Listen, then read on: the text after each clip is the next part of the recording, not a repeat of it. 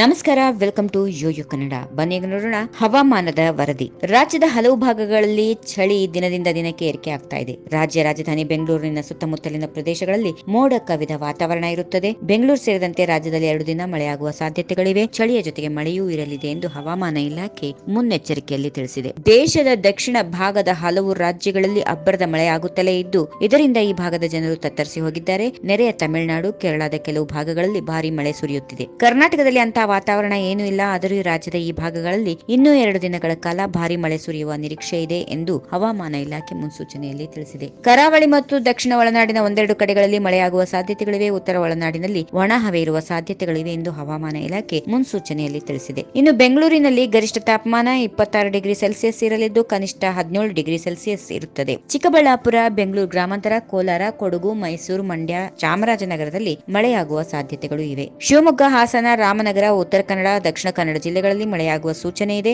2 ದಿನಗಳ ಕಾಲ ಹಗುರದಿಂದ ಸಾಧಾರಣ ಮಳೆಯಾಗುವ ಸಾಧ್ಯತೆಗಳಿವೆ ಎಂದು ಭಾರತೀಯ ಹವಾಮಾನ ಇಲಾಖೆ ಮುನ್ಸೂಚನೆಯಲ್ಲಿ ತಿಳಿಸಿದೆ. ಇನ್ನು ಉತ್ತರ ತಮಿಳುನಾಡು, ಉತ್ತರ ಕೇರಳ ಮತ್ತು ಅಂಡಮಾನ್ ನಿಕೋಬಾರ್ ದ್ವೀಪಗಳ ಕೆಲವು ಭಾಗಗಳಲ್ಲಿ ಹಗುರದಿಂದ ಸಾಧಾರಣ ಮಳೆಯಾಗುವ ಸಾಧ್ಯತೆಗಳಿವೆ. ಆಂಧ್ರ ಪ್ರದೇಶದ ದಕ್ಷಿಣ ಕರಾವಳಿ ಮತ್ತು ಕರ್ನಾಟಕದ ದಕ್ಷಿಣ ಭಾಗದಲ್ಲಿ ಲಘು ಮಳೆಯಾಗುವ ಸಾಧ್ಯತೆಗಳಿವೆ. ಈ ವಿಡಿಯೋ ನಿಮಗೆ ಇಷ್ಟವಾದಲ್ಲಿ ಲೈಕ್ ಮಾಡಿ, ಶೇರ್ ಮಾಡಿ, ಸಬ್ಸ್ಕ್ರೈಬ್ ಮಾಡಿ.